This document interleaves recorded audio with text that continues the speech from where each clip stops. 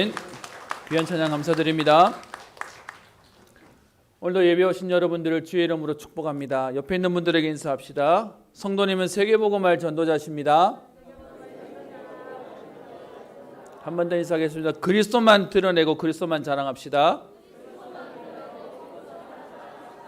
아멘. 연일 코로나 확진자들이 많습니다. 예배 올라오기 전에 우리 봤더니 우리 대구 지역도 벌써 60명이 되었다고 얘기하는데요. 여러분들은 세상이 감당치 못하는 자들이십니다.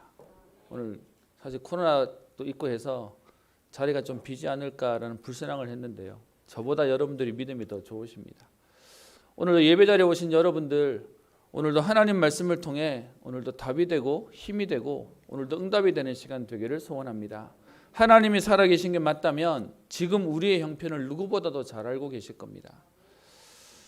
제가 요즘에 더위를 좀 먹었는지 요즘에 주일날 교회에서 말씀도 준비하고 사역을 마치고 집에 들어가면 그렇게 이렇게 진이 좀 빠져요. 이렇게 좀 지치는 상황도 생기고 또 약간 이렇게 힘들다라는 마음도 들기도 합니다. 혹시 여러분 이 자리에 오신 분들 가운데 아침에 일어나서 나오기가 힘들 만큼 힘들게 어렵게 또 아니면 현실이 버겁다고 생각하시는 분들 계십니까? 아니면 여러분들 좀 나는 나름대로 열심히 한다고 하고 최선을 다해서 한다고 하는데 그런데 내 생활은 뭔가 나아지지 않고 뭔가 좀 억울하고 손해본다는 생각하시는 분 계십니까? 여러분 오늘 말씀 앞에서 답을 얻으시기를 원하는데요. 하나님은 우리에게 말씀하십니다. 하나님이 살아계신 게 맞다면요. 하나님이 죽으시고 하나님이 돌아가신 게 아니라면 하나님은 지금도 우리에게 정확하게 그리고 가장 공평하고 가장 확실하게 우리에게 응답하실 겁니다. 여러분 어떻게 그렇게 말할 수 있습니까? 혹시 여러분 중에 상한 심령으로 아니면 여러분 마음속에 뭔가 불편한 마음으로 계신 분 계십니까? 사무엘상 2장 1절부터 10절에 보면 사무엘을 낳았던 한나의 기도가 나옵니다. 여러분 한나의 상황 알고 계시잖아요. 남편이 있었는데 그런데 자기는 아이를 낳지 못해요. 다른 아이 낳는 분인나라는 여인이 본인을 얼마나 힘들게 하냐. 성경은 기록하기를 그의 적수인 분인나가라고 말하면서요. 아내가 둘 있는데 적수라고 성경을 말하고 있어요. 그리고요 심히 격분케 하며 또 격분시킴으로 한나가 그렇게 서럽게 울었는 내용들이 사무엘상 1장에 나옵니다. 근데 여러분 그 눈물을 하나님이 모른 척 하셨습니까? 그래서 사무엘이라고 하는 아이를 응답으로 받고 난 이후에 한나가 사무엘상 2장에 기도하는 내용이 나옵니다. 여러분 그 기도의 내용을 보시면 그의 서러웠던 지난 날과 그리고 거기에 하나님 응답하시는 하나님의 말씀이 담겨져 있습니다. 우리 잠깐 한번 볼까요? 사무엘상 2장에 한나가 기도하여 이르되 내 마음이 여호와로 말미암아 즐거워하며 내 뿔이 여호와로 말미암아 높아졌다라고 말합니다. 여러분 마음에 슬퍼할 수밖에 없었던 슬퍼했던 그의 인생인데 하나님의 응답을 받고 나니까 그제서야 기뻐할 수 있었다라고 말하면서요. 내 뿔이 여호와로 말미암아 높아졌다는 말은 이 뿔은 힘을 얘기합니다. 내가 힘이 빠져있던 내 인생에 하나님이 내게 힘을 주셔서 내 힘이 높아졌습니다. 그리고 내 입이 내 원수들을 향하여 이제는 할 말이 있습니다.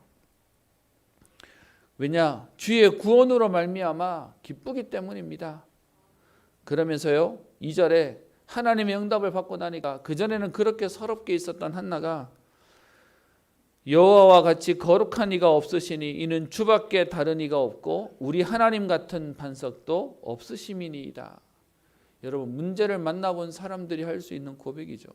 세상에 그 어떤 것도 진짜 우리가 문제를 당할 땐 답이 안 돼요. 그러면서 그런 상황 속에 어려움을 당할 때 입이 있어도 말할 게 없고요. 어떤 면에서는 죄인 아닌 죄인이 되어서 버겁게 살았을 텐데 3절 심히 교만한 말을 다시 하지 말 것이며 오만한 말을 너희의 입에서 내지 말지어다. 왜요? 사람들은 함부로 말하거든요. 우리의 어려움을 당하는 것을 보면서 뭔가 네가 잘못해서 그렇겠지, 뭔가 저 벌받을 만한 일이 있었겠지 라고 하면서 문제를 통해서 더 정죄를 받는 게 우리 현실의 모습이기도 합니다.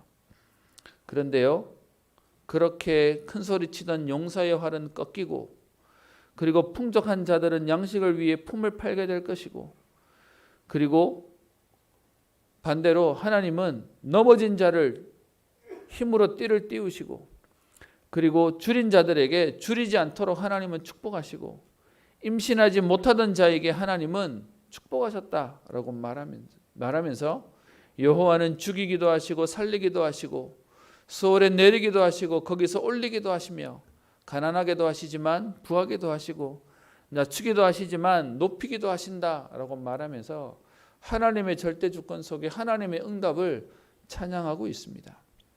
여러분, 오늘 문제 속에 있는 분 계십니까? 여러분, 의인이 받는 고통은 잠시 잠깐입니다. 오히려 시편에서 말씀하기를 저와 여러분들의 그 어려움을 하나님은 보고 계신다고 말하는데요. 시편 34편 15절에 여호와의 눈은 의인을 향하시고 그의 귀는 그들의 부르짖음에 기울이시는도다. 여호와의 얼굴은 악을 행하는 자를 향하사 그의 자취를 땅에서 끊으시지만 의인이 부르짖음에 여호와께서 들으시고 그들의 모든 환난에서 건지셨도다. 여호와는 마음이 상한 자를 가까이 하시고 충심으로 통회하는 자를 구원하시는도다. 의인은 고난이 많으나 여호와께서 그의 모든 고난에서 건지시는도다. 그의 모든 뼈를 보호하시며 그 중에서 하나도 꺾이지 아니하시도다.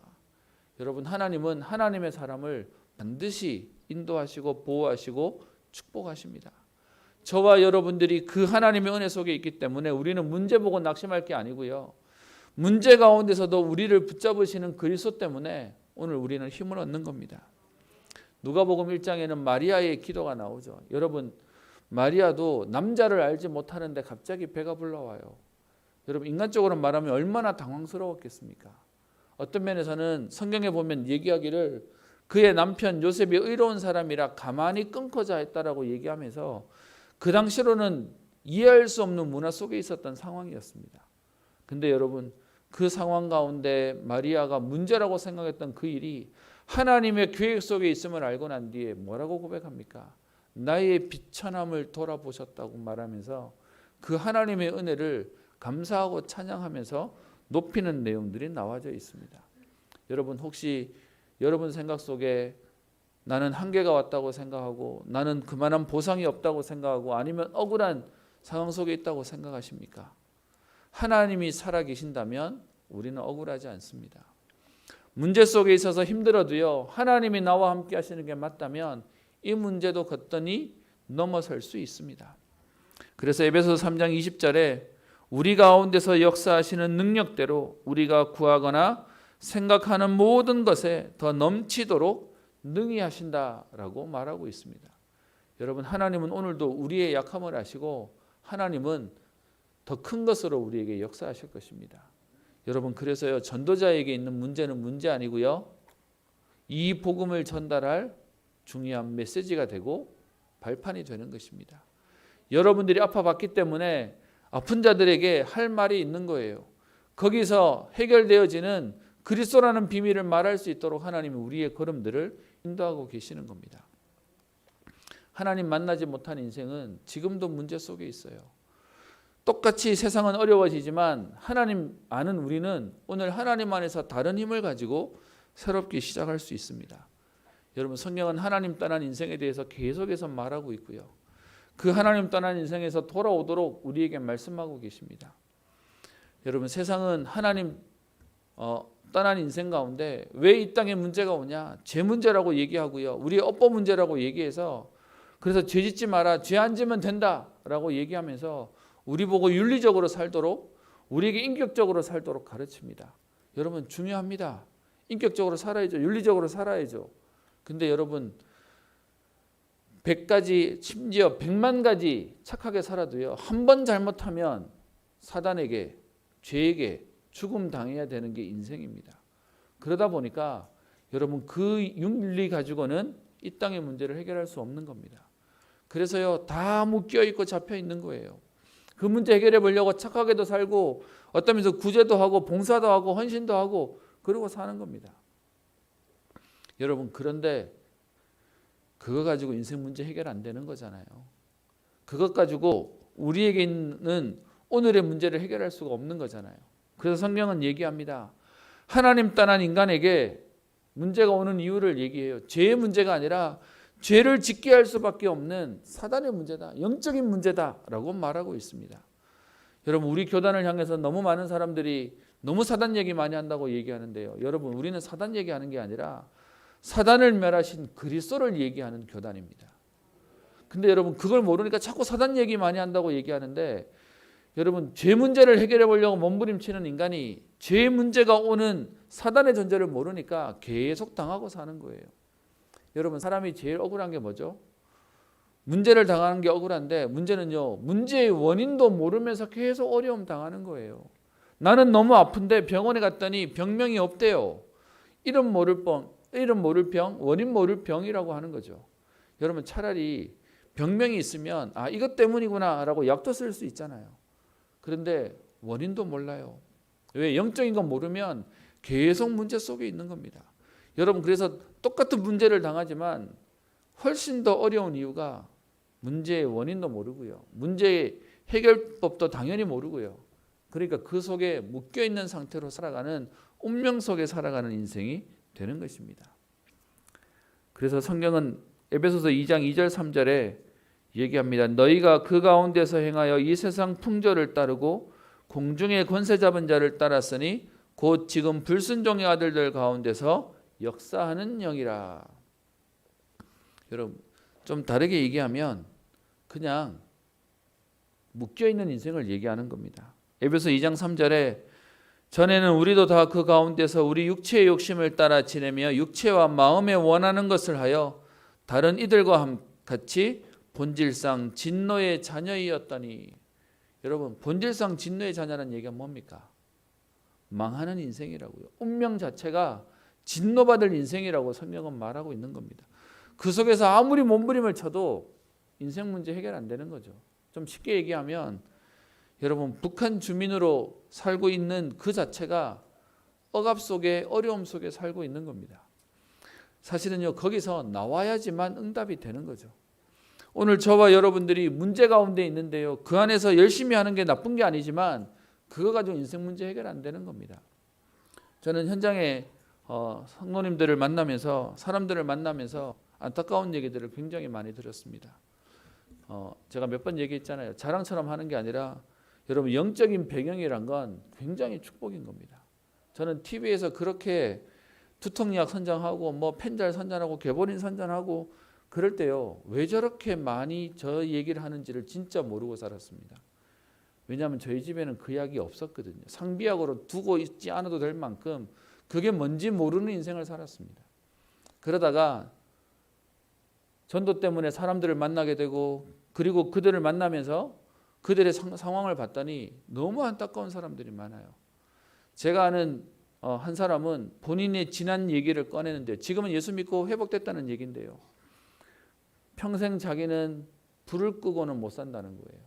여러분, 불을 꺼야 밤에 잠을 자잖아요. 오히려 불 켜면 잠을 깨야 되는데 자기는 그 무서운, 깜깜한 게 너무 무섭고 뭐가 덮칠 것 같아서 자기는 불을 켜야 잔대요. 본인이 어릴 때 잠들면 부모님이 와서 잠들었다고 불을 꺼주면 그게 무서워서 꼭 불 끄면 가위 눌린다네요. 그래서 일어나서 불 켜놓고 다시 자야 잠을 잔다는 겁니다. 여러분, 그게 정상적인 삶이겠습니까? 단순히 불을 켜놓고 잔다라고 하는 전기세의 문제, 낭비의 문제가 아니라 이 사람은 계속 어려움 속에 살고 있는 거예요. 그 두려움이 싫어서 24시간 TV를 켜놔야만, 뭔가 소리가 나야만 살 수 있다는 사람들의 모습부터요, 별의별 사람들이 다 있습니다. 이번 주에 얘기를 들은 한 권사님은 어릴 때 완전 불교 집안이었는데 불경을 틀어놔야 마음이 편하대요. 아니면 너무 불안해서 살 수가 없어서 집에 오면 24시간 불경 틀어놓는 게 인생이었다고 얘기합니다. 여러분, 사는 게 아니라 죽지 못해서 마지 못해서 살아가는 인생이 되어 있는 거죠. 그래서 성경은 하나님 떠난 인생을 노예되고 포로되고 소극되었다고 말합니다. 여러분, 단순히 그냥 후진국에 살기 때문에, 어려운 나라에 살기 때문에 그런 말의 의미가 아니고요. 사는데 결국은 노예되어져 사는 인생을 말하는 겁니다. 히브리서 2장 15절에 한평생 매여 종노릇하는 모든 자들이다 라고 말하면서 여러분, 살아가는 우리가 아니라 묶여있고 매여있는 모습이 되는 거죠. 지금은 특별히 전국이 우리 부동산 때문에 난립니다.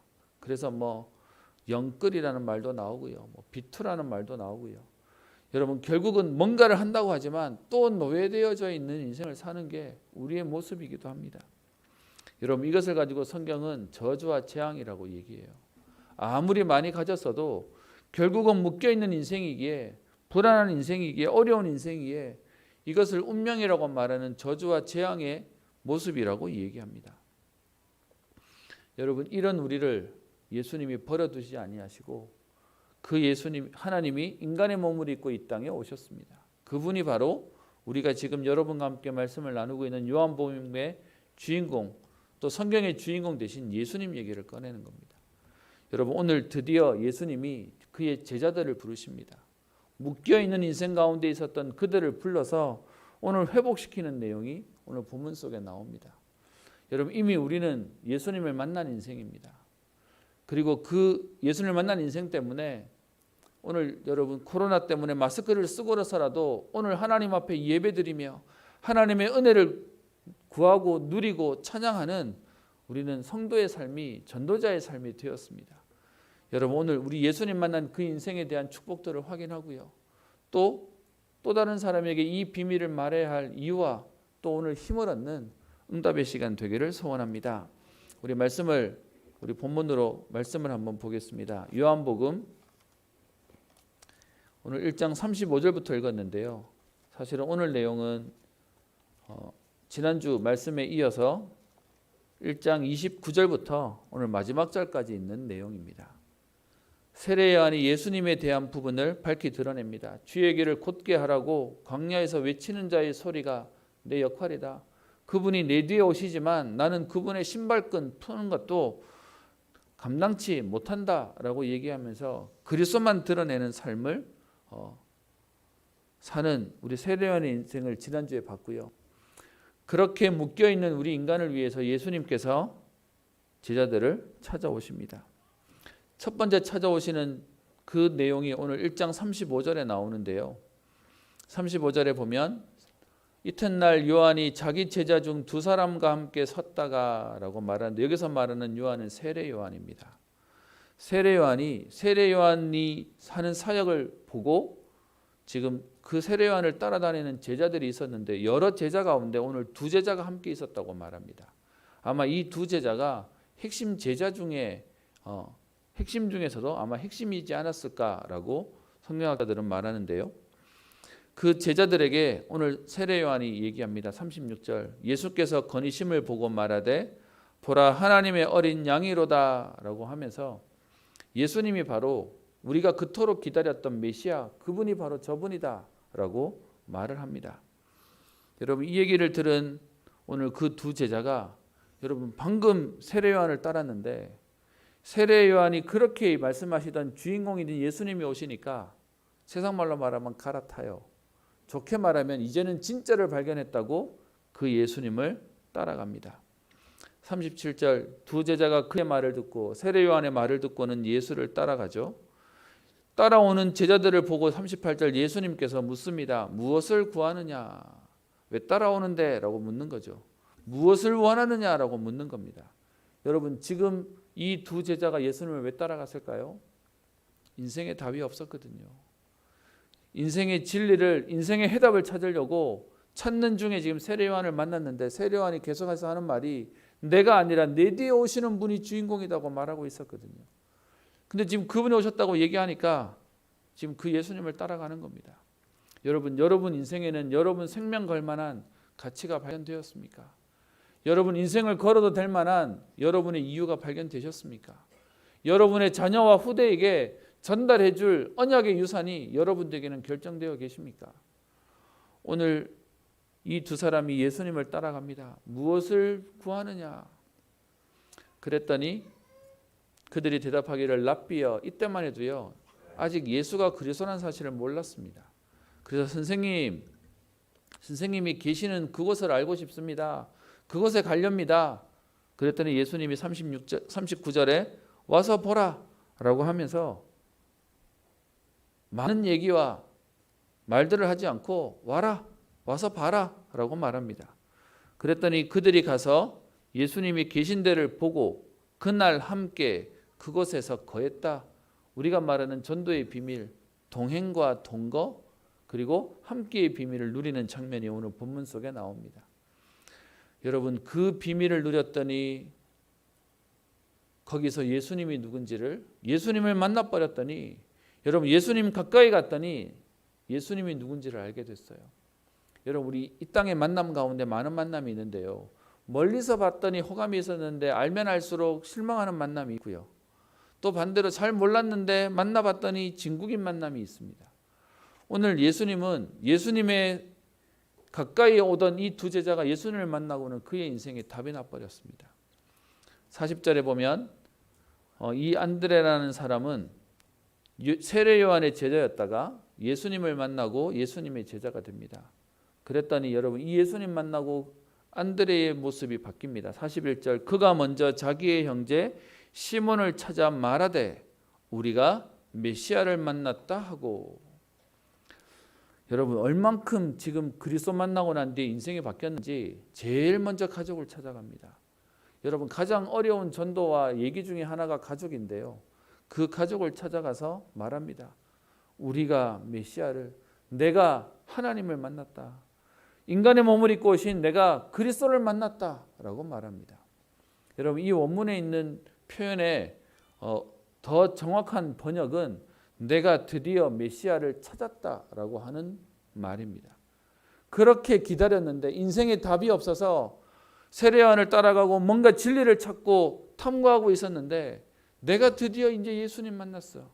여러분, 우리말로 얘기하면 드디어 내가 해답을 얻었어, 내가 인생의 답을 찾았어 라는 말을 하고 있는 겁니다.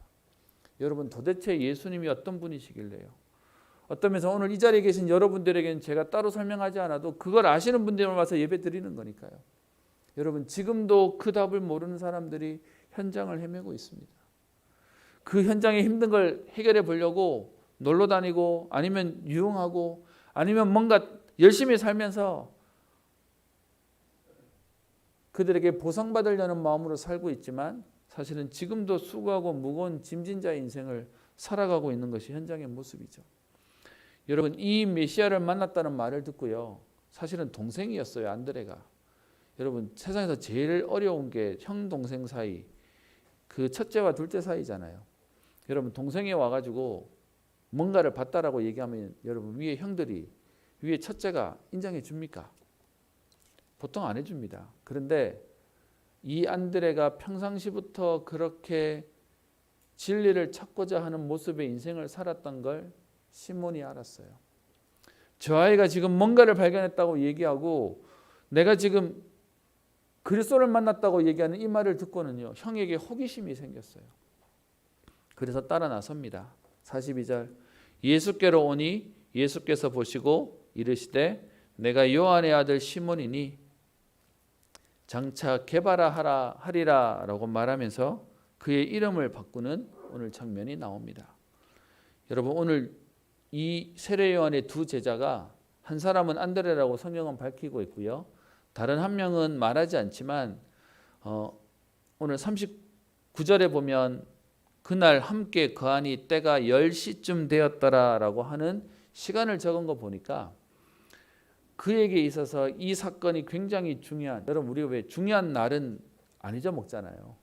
근데 그때가 몇 시가 되었다는 말도 할 만큼 된 거 보니까 이 저자를, 이 요한복음을 쓴 요한이 또 한 사람의 제자였을 거다라고 말합니다. 실제로 여러분, 요한복음에서는 요한이 자기를 계속 이렇게 숨겨요. 저 뒤에 요한복음 21장 19절 20절에 가보면 베드로가 예수님 죽으셨고 부활하셨다는 얘기를 듣고도 저 옛날로 돌아가가지고 낚시하고 있잖아요. 어부하고 있잖아요. 그랬더니 예수님이 오셔가지고 네가 나를 사랑하느냐 3번 물으시고는 내 어린 양을 먹이라는 내용이 나오는데, 그거 하고 난 다음 장면에 베드로가 질문해요. 저 예수님 사랑하시던 제자 쟤는 어떻게 됩니까? 라고 묻는 내용이 21장 20절에 나옵니다. 거기 나오는 그 예수님이 사랑하시던 제자가 요한 자신을 얘기하는데요. 자기 이름을 말하지 않고 이렇게 뭔가를 이렇게 감춰요. 오늘 본문 속에 보세요. 답을 찾으려고 인생을 고민하던 오늘 세례요한을 따라갔던 안드레와 요한이 예수님을 만나게 됩니다. 그랬더니 여러분 거기에 대한 시간까지도 기록하고 있어요. 여기서 말하는 10시라는 개념은 유대인의 시간은 우리랑 다릅니다. 걔네들은 해 뜰 때부터 1시 개념이 되기 때문에 6시가 1시라는 개념을 쓰고 있고요. 그래서 오늘 10시라고 얘기하면 오후 4시를 얘기하는 겁니다. 그러니까 하루의 일과가 마무리될 시점에 예수님을 만나서 얼마나 예수님과 함께 있었는지를 설명하지 않지만 그 날 그리고 그 시간 동안 예수님을 제대로 알고 나니 그의 인생의 문제가 답이 난 겁니다. 그랬더니 여러분 오늘 안드레와 요한의 인생이 바뀌었고요. 베드로의 인생도 바뀝니다. 여러분 베드로는 원래 이름이 베드로가 아니에요. 원래 이름은 시므온 우리가 알고 있는 12제자의 이름 가운데 나오는 그 시므온이라고 하는 이름의 표현이 시몬입니다. 그런데 여러분 예수님이 그를 만나고 난 뒤에 이름을 바꾸면서 어떻게 얘기하죠? 장차 게바가 되리라. 여러분 베드로가 된다는 말의 의미가 뭡니까? 반석이 될 것이다. 여러분 이건 더 이상 네가 흔들리는 인생이 아니고 네가 더 이상 불안해하고 염려하고 갈등하는 인생이 아니라 하나님 앞에서 쓰임받을 담난 인생으로서의 응답을 오늘 베드로라고 게바라고 이름을 짓습니다. 여러분 성경에 보면 이름을 바꾼 여러 인물들이 나오죠. 아브라함을 아브라함이라고 바꾸고요. 야곱을 이스라엘이라고 바꿉니다. 무슨 말입니까? 신분이 바뀌어졌고 응답이 시작되었고 축복이 시작되었음을 말하고 있는 내용입니다. 예수님 만나고 난 뒤에 너의 인생이 바뀔 거야. 너의 인생이 바뀌게 될 거야 라는 부분을 오늘 말씀하고 계시는 겁니다. 답을 찾아다니던 안드레와 요한이 그리고 그의 형제 베드로가 오늘 예수님 만나고 인생이 바뀌어요. 그래서 그 예수님을 따라 여러분 아시죠? 순교할 만큼 인생이 결론난 인생이 됩니다.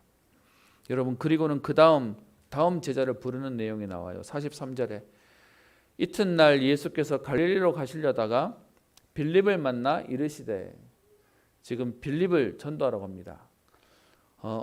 어떤 면에서는 지금 요한의 두 제자 안드레와 요한은 따라 붙었던 사람이고요. 오늘 빌립은 예수님이 직접 가서 나를 따르라라고 직접 부르신 내용을 얘기합니다. 그랬더니 이 빌립이 예수님을 따라 나서면서 예수님을 알게 됩니다. 45절에 그 기록이 되는데요. 이 빌립이 예수님 만나고 나니까 오늘 본문에는요. 전도가 굉장히 쉽게 얘기하고 있어요. 전도하려고 하는 게 아니라 예수님 만나서 자기에게 답이 생기니까 오늘 안드레는 형제에 가서 얘기하고요. 빌립은 자기 친구에 가서 얘기합니다. 나다나엘에게 찾아가서 얘기하죠. 모세가 율법에 기록하였고 여러 선지자가 기록한 그 일을 우리가 만났으니 요셉의 아들 나사렛 예수니라. 여러분 이 말을 하는 이유는 그 나다나엘과 같이 계속 구약에 있는 말씀을 또 구약의 말씀들을 연구하면서 메시아를 기다리고 있었거든요. 그런데 지금 빌립이 그 예수님을 만나고 난 뒤에 나다나엘에 가서 얘기합니다. 우리가 그동안 연구하고 기다리고 고대했던 그 예수님이 오셨는데 그분이 바로 나사렛 예수야 라고 말을 합니다. 빌립의 인생이 답이 난 순간인 거죠. 근데 여러분 이 얘기를 오늘 나다나엘에게 얘기합니다. 근데 나다나엘이 이 말을 듣고는 뭐라고 얘기하죠?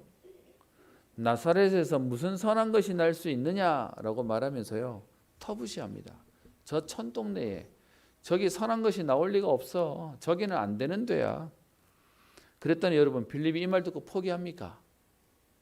그리고 얘기하죠. 와서 보라. 저는요. 오늘 본문에 보면 유난히 반복되는 내용이 나옵니다. 예수님이 하셨던 전도를 오늘 빌립이 그대로 해요. 39절에 예수께서 이르시되 와서 보라. 여러분 성경에 보면 거기는 빨간 줄로 되어 있죠. 예수님 직접 하셨던 말씀이고요. 뒤에 빌립이 나다나엘이 에이 그 나사렛에서 선한 거 없어 라고 말했더니 빌립이 예수님이 하셨던 말과 똑같은 말로 와서 보라 라고 얘기합니다. 그래서 나다나엘이 믿지 않는데 친구 말 때문에 와줬을 겁니다. 아마 그냥 의리 때문에 왔을 겁니다. 근데 그 나다나엘이 예수님께 오는데요. 예수님이 그를 보고 또 한마디 하시죠. 이는 참으로 이스라엘 사람이라 그 속에 간사한 것이 없도다. 여러분, 이 나다나엘이 예수님을 만나고 난 뒤에 49절에 그의 고백이 바뀝니다. 랍비여, 당신은 하나님의 아들이시요 당신은 이스라엘의 임금이십니다. 여러분, 진짜 그리스도 만나고 나니까 모든 질문과 모든 갈등이 없어지는 내용이 나옵니다. 그리고요, 사실 우리 성경에는 먼저 있었지만 29절부터 34절에 보면 우리 세례 요한에 대한 얘기가 나옵니다. 앞에 28절까지만 해도요, 아직 예수님을 만나기 전 사건이었어요. 근데 29절 세례 요한이 세례를 주는 그 서역 가운데 오늘 예수님이 나타나십니다. 그 예수님을 보고 세례 요한이 알아보죠. 보라, 세상 죄를 지고 가는 29절입니다. 하나님의 어린 양이로다. 내가 전에 말하기를 내 뒤에 오시는 분이 계실 건데, 내 뒤에 오시지만 사실은 나보다 먼저 계셨던 분인데 그분이 바로 이분이야 라고 얘기합니다. 근데 여러분, 오늘 이 본문 속에 세례 요한이 2번 반복하면서 나오는 말이 있습니다. 31절, 나도 그를 알지 못하였으나.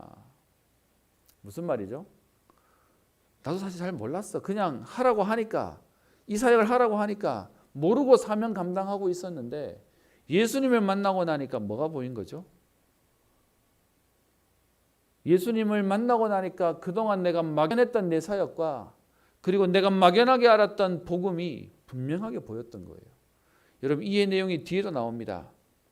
32절, 요한이 또 증언하여 이르되 내가 보매 성령이 비둘기같이 하늘로부터 내려와서 그의 위에 머물렀더라. 여러분, 요한복음에서는 세례 받는 내용은 그렇게 깊이 쓰지 않았어요. 왜냐하면 예수님이 그리스도가 맞기 때문에요. 근데 예수님이 세례 받으시고 올라오셨는데, 물에서 나오셨는데 그 위에 비둘기가 성령처럼 임했다는 말을 우리가 알고 있잖아요. 근데 그 성령이 임하는 것을 보고 난 뒤에 33절 또 얘기합니다. 나도 그를 알지 못하였으나. 사실 안다고 그리고 나름 한다고 사역하고 있었지만 잘 모르고 못 모르고 하고 있던 사역이었는데 성령이 그 위에 임하시는 것을 보고 난 뒤에서야 내가 확신했다. 그러면서 물로 세례를 베풀라 하신 그이가 나에게 말씀하시되 성령이 내려서 누구 위에든지 머무는 것을 보거든 그가 성령으로 세례를 베푸신 일 줄을 알라고 하셨는데, 예수님이 내 앞에 오셔서 세례 받으시고 물에서 올라오시는 것을 보고는 내가 확인하고 확신하게 되었다. 그래서 34절, 내가 보고 그가 하나님의 아들이심을 증언하였노라 라고 말하고 있습니다. 여러분, 오늘 이들에 대한 모습이 전부 뭐가 다릅니까? 헤매고 있던 안드레와 요한의 인생을 바꾸십니다. 그리고 갈구하고 그리고 연구하고 고대하고 기다렸던 빌립과 바돌로메의 인생을 바꾸십니다. 심지어요, 사역하고 있지만 아직 종교적인 모습과 그 내용이 분명히 뭔지 모르고 있는 그 수고로운 일을 하고 있는 그에게 오늘 예수님을 만나고 나니까 인생이 바뀌었습니다. 예수님이 그들을 부르신 거죠. 수고하고 무거운 짐진 자들아 다 내게로 오라. 내가 너희를 쉬게 하리라. 여러분, 지금도 하나님은 저와 여러분들을 부르셨듯이 지금도 하나님의 사람들을 찾고 부르고 계십니다. 그들도 오늘 예수님 만나면 그들의 인생이 바뀌어지게 될 겁니다. 실제로 여러분, 예수님 만나고 난 뒤에 어떻게 바뀌었습니까? 이미 제가 성경을 통해 말씀을 드렸는데요. 41절에 우리가 메시아를 만났다. 여러분, 글로만 되어 있지만 여러분, 우리가 조금만 상상해 보면 이때 그 안드레의 얼굴이 어떻겠습니까? 어떤 모습으로 왔겠습니까? 저는 아직도 기억나는 게 있습니다. 제가 딸을 키우는데 사실 제가 삼형제만 있는 집에서 크다가 딸을 키우면서 처음에 뭣도 몰랐어요. 어릴 때 놀아준다고 놀아주는 게 강도 조절이 이렇게 안 돼가지고 울리는 게 일이었어요. 그래서 첫째, 둘째, 셋째 이제 적응했더니 그 다음에는 아들이 나와가지고 이제는 또 적응이 또 안 돼요. 그러다 보니까 지금 사실은 이제 뭐 딸들이 많은 상황이니까 제가 여름에는 열이 많아가지고 거의 위통을 벗고 이렇게 속옷바람으로 지내거든요. 근데 저희 집 사람이 뭐라 하더라고요. 이제 딸들이 크는데 이제 그만해야 되지 않겠냐라고 하고 있어요. 그만큼 사실 조심스러운 상황들의 아이들입니다. 근데 여러분 저희 아이가 이번에 대학을 갔잖아요. 근데 나름대로는 뭐 소가리도 하고 고생도 하고 이랬는데 제가 평상시에 좀 저희 아이들한테 제일 좋은 여러분 사랑 표현법은 스킨십이잖아요. 이렇게 안아도 주고 다독이도 주고 싶은데 못해요. 잘 안 돼요. 그게 막 거부하고 특별히 저희 지금 사춘기에 있는 둘째는 기겁을 합니다. 아주 그냥 뭐 보는 것처럼 합니다. 근데 그 이제 발표 나는 이제 날이 되었는데 안 그래도 내심 기다리고 있는데 괜히 물으면 상처될까봐 부담될까봐 기다리고 있는데 갑자기 애가 막 쫓아오더니 제 품에 확 와서 안기는 거예요. 여러분 제 애가 제 품에 와서 안기는 건 있을 수 없는 일입니다. 저는 아직도 그날을 잊을 수 없어요. 갑자기 애가 오는데 막 울어요. 안겨가지고 뭔 일이지라고 생각했는데 아빠 합격했어요라고 막 너무 좋아하는 거예요. 저는 오늘 이 본문의 41절에 우리가 메시아를 만났다라고 말하는 안드레의 모습이 흡사 저희 딸이 지금 너무 기뻐가지고 제 품에 까먹었어. 제가 안으면 도망가던 아이가 뛰어들어오던 그것처럼 오늘 뭔가를 발견한 겁니다. 여러분 이건 인생이 바뀌었다고 얘기하는 거죠. 변화가 시작되었다는 겁니다. 미리 제가 설명을 드렸지만 시몬의 인생이 반석의 인생으로 단단해지는 축복이 옵니다. 여러분 분명히 오늘 성경은요 장차 개바라 하리라. 그래서요 예수님을 따라다니던 그 공생의 3년 반의 시간 동안 베드로가 계속 넘어졌다 자빠졌다 일어섰다 또 넘어졌다 하는 일들을 반복하죠. 근데 여러분 결론부터 얘기하면 말씀대로 그의 인생을 하나님 바꿔놓으셨어요. 베드로가 마지막 순교할 때는 여러분 예수님 잡혀갈 때는 도망가던 베드로인데 베드로가 순교할 때는 예수님처럼 저 맨날 예수님 얘기하니까 예수님처럼 저 십자가에 못 박아라. 근데 베드로가 뭐라고 얘기하죠? 나는 예수님처럼 못 박힐 만한 자격이 없다. 그래서 거꾸로 십자가에 못 박혀서 죽었다고 얘기할 만큼 여러분 마지막 죽음도 순교할 수 있을 만큼 하나님이 그의 인생을 바꿔놓으셨습니다. 여러분 그리고요 그 뒤에 오늘 나오는 나다나엘을 한번 봅시다. 45절에 빌립이 우리가 그렇게 기다렸던 모세가 율법에 기록하고 여러 선지자가 기록했던 그 일을 내가 만났고 그분이 바로 예수님이다. 나사렛 예수다 라고 말했더니 46절에 나다나엘이 나사렛에서 무슨 선한 것이 날 수 있느냐라고 말합니다. 여러분 세상에 갑질하는 사람은요 진짜로 성공하고 여유 있는 사람들은 그렇게 하지 않아요. 오늘 이렇게 말하는 이유는 본인 속에 아마 좀 이렇게 주류가 아니라 비주류였던 것 같아요. 그러니까 에이 나사렛 같은 데서 무슨 저기는 안 되는 거고 아마 그래서 여러분 아시죠? 출세하려고 애쓸 사람일수록 출세에 대한 상처 있는 거고요. 지역에 대한 부분 넘어서려고 하는 사람일수록 지역에 대한 상처 있는 사람입니다. 그래서 제가 오늘 치유라는 단어를 쓴 거예요. 그의 인생에 나사렛에서 무슨 선한 것이 나겠느냐라고 얘기할 만큼 갖고 있었던 그의 상처가 있었어요.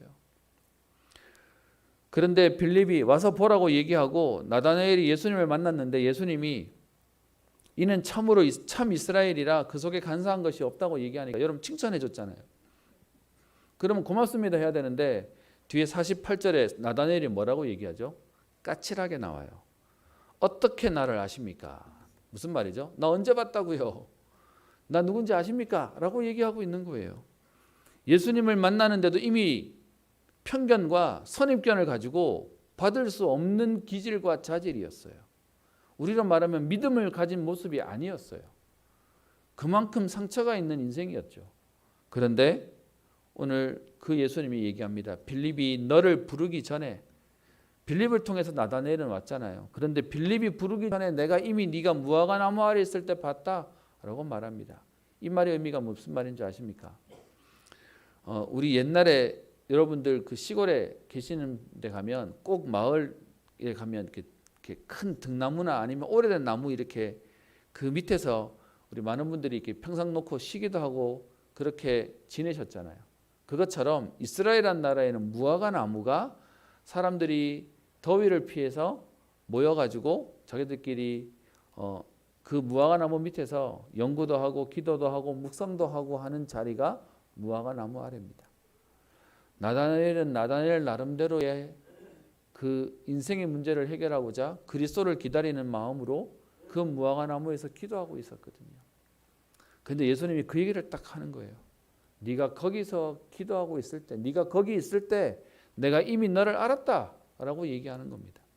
그랬더니 여러분, 기도하는 사람이 너 기도할 때라고 얘기하면은 별로 뭐 감동이 없겠지만, 진짜로 기도하는 사람이 나는 너의 기도를 안다라고 얘기하면 다른 거잖아요. 오늘 그 말에 나다나엘이 케어가 됩니다. 49절, 나다나엘이 대답하되 랍비여, 당신은 하나님의 아들이시고 당신은 이스라엘의 임금입니다. 이 나다나엘이 성경학자들은 바돌로메라고 얘기합니다. 그 바돌로메가 나다나엘이다라고 얘기하는데요. 여러분, 오늘 이 비밀이 예수님 만난 사람들에게 일어나는 응답입니다. 여러분, 오늘 이 자리에 있는 저와 여러분들도 우리에게 구원의 날, 또 우리에게 구원의 감격, 처음 예배 드렸던, 또 처음 보고 말았던 그 날에 대한 감사와 감격이 있을 겁니다.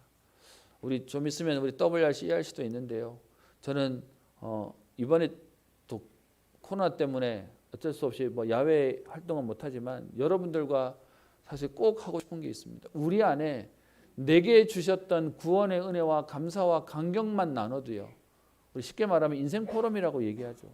여러분, 이것만 가지고도 우리는 오늘 다시 가슴이 뜨거워질 수 있어요. 하나님이 오늘 나를 부르셨던 그 은혜를 우리가 생각하면 오늘도 여러분 너무 기적 같은 응답 속에 하나님이 우리를 여기까지 오게 하셨잖아요. 그리고 아까 말씀드렸던 저 앞에 세례 요한도 알지 못하고 그냥 그 일들을 지속하고 있었어요. 언제 올지 모르는 그 메시아를 기다리면서 그 세례를 주고 있었어요. 여러분, 어떤 면에서는 매일매일이 확신에 찼겠습니까? 조만간 오시겠지 그랬겠습니까? 아니면 이걸 언제까지 해야 되나? 이게 얼만큼 해야 되나? 혹시나 오시는데 내가 알아볼 수는 있을까? 여러분, 그런데 오늘 세례 요한은 그 예수님을 보자마자 알아봤어요. 영적인 눈이 열려버린 거죠. 그리고요, 성령이 그 위에 임하시는 것을 보면서 영적인 눈이 열렸습니다. 여러분, 그랬더니 여러분, 이들에게 오늘 예수님 만난 사람의 특징이 뭡니까? 전도를 한 게 아니라 전도가 되어졌어요. 안드레도 만나고 난 뒤에 가서 와보라 데리고 가버리고요. 빌립도 가서 와서 봐라 라고 하면서 나다나엘 전도가 되고요. 세례 요한도 여러분, 어떤 면에서 나를 따르는 제자들인데 예수님을 소개하고 보낸다는 게 쉽습니까? 그런데 보라, 하나님의 어린 양이다 라고 하면서 제자들을 또 붙이는 내용들이 나와져 있습니다. 전도가 되어질 만큼 하나님이 축복하신다는 거죠. 여러분, 오늘도 우리의 산업의 이유, 우리의 건강의 이유가 어디 있습니까? 우리 잘 먹고 잘 살라고요? 우리 후대에게 남기라고요? 아닙니다. 전도 때문에요. 여러분, 우리가 복음이라고 얘기하는데 너무 가난하게 산다, 전도에 유익하지 않잖아요. 그래서 하나님이 오늘도 복음 전도 때문에, 생명 때문에 우리의 경제와 산업과 건강과 우리의 미래를, 후대를 축복하시는 겁니다. 말씀을 맺으려고 합니다. 여러분, 예수님을 만나 인생이 바뀐 이들에게 오늘 예수님이 1장 50절에 이렇게 얘기합니다. 너가 무화과나무 아래에서 보았다 함으로 믿느냐? 이보다 더 큰 일을 보리라. 여러분, 나다나엘에게 한 얘기라면 성경에 기록할 필요가 없는데 오늘 우리에게 하시는 말씀이죠. 무슨 말이죠? 지난 날을 알고 계셔서 주시는 은혜 정도가 아니라 앞으로 더 큰 일도 네가 보게 될 거다. 지금 구원받은 이 정도의 감사와 감격이 이 정도가 아니라 세계복음화 가운데 하나님이 너와 너의 인생을 쓰실 것이다 라고 말씀하고 계시는 겁니다. 그래서요, 기억하세요. 여기까지 인도하신 하나님이 구원받았다는 것에 안주할 우리의 인생이 아니고요, 이보다 더 큰 일을 보리라. 더 큰 일을 하나님이 하게 하실 겁니다. 두 번째요, 51절에 하늘이 열리고 하나님의 사자들이 인자 위에 오르락내리락 하는 것을 보리라. 무슨 말입니까? 하늘이 열렸대요. 우리 예수님과 그리고 저 하늘이 지금 천사가 오르락내리락 하면서 응답을 주고 받고 성취되고 하는 일들을 보게 될 것이다 라고 말하면서요, 오늘 그 응답을 하나님이 언약 잡은 우리에게도 동일하게 말씀이 성취되어지고 말씀을 주시고 말씀이 이루어지는 일들을 보고 누리게 하실 것이다 라고 말씀하시는 겁니다. 여러분, 이 일을 놓고 우리는 할 일이 하나만 하면 됩니다. 뭐 하면 되냐? 여러분, 오늘 37절에도 되어 있는데요, 예수를 따르거늘, 40절에 또 예수를 따르는, 또 43절에 나를 따르라. 그러면서요, 계속 예수님을 따라가는 모습들이 나와 있습니다. 여러분, 우리는 구원받았다고 안주할 인생이 아니라 지금도 말씀을 따라 인도함 받는 인생입니다. 나를 따르라. 우리도 오늘 말씀을 따라가는 제자의 인생을 응답을 누리는 겁니다. 제자인데 어떤 제자요? 응답을 말하는 제자가 아니라 그리스도를 드러내는 인생이에요. 그리스도만 말하는 인생이에요. 그래서 여러분, 마태마가 누가복음과 요한복음의 가장 큰 차이가 뭐냐 하면, 마태마가 누가는 예수님이 누군지를 저 뒤에 부활하시고 난 이후에서야 밝혀요. 그런데 요한복음은 시작하면서부터 결론으로 던져놓고 해요. 바로 이분이 바로 메시아 예수님이십니다 라고 말하면서 시작하고요. 그래서 그 태초의 말씀이 계시니라라고 시작하면서 예수님이 바로 그리스도십니다를 설명하고, 우리가 알고 있는 요한복음 20장 31절에 내가 이 책을 기록함은이라고 말하면서 예수가 바로 하나님의 아들 그리스도이심을 믿고 너희로 영생을 얻게 하기 위함이다 라고 말하는 내용으로 결론을 내고 있습니다. 여러분, 오늘도 예수님 때문에 행복하고요. 오늘도 예수님 때문에 오늘도 우리가 결론난 인생으로 예수님 말하고 전하고 그리고 예수님으로 승리하는 전도자의 축복이 있기를 주의 이름으로 축원합니다. 기도합니다. 살아계신 하나님 아버지, 예수님을 만난 제자들의 모습을 말씀을 통해 확인하며 문제와 저주와 재앙 가운데 노예되고 포로되고 석국되어져 있는 우리를 불쌍히 여기시고 고아처럼 내버려 두지 아니하시고 인간의 몸을 입고 오셔서 저들을 부르셔서 저들의 인생을 바꾸셨던 그 하나님의 역사가 2021년을 살아가는 오늘 우리에게도 동일한 하나님의 은혜와 응답으로 여기까지 우리를 인도하시고 응답하셨음을 믿고 감사를 드립니다. 하나님, 오늘도 우리에게 그 구원의 축복과 감사와 감격이 회복되어지게 하시며 우리의 인생이 바뀌어지고 변화되어지는 그 응답을 통하여 우리의 가족과 또 우리의 현장과 우리의 후대를 살릴 만한 전도자의 축복을 누리게 하여 주옵소서.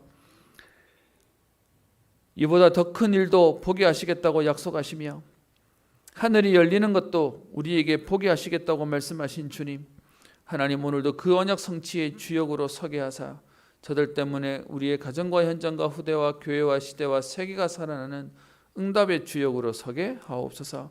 오늘도 복음 때문에 생명을 만한 이유와 가치가 발견되어지는 걸음 되게 하시며 나를 살려주셨던, 나를 회복해 하셨던 이 복음이 오늘도 우리의 후대와 가족에게 또 현장에 전달되어지는 일에 우리를 사용하여 주옵소서.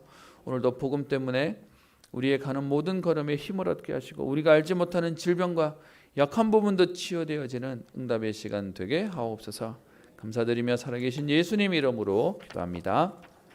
아멘. 찬송가 393장입니다.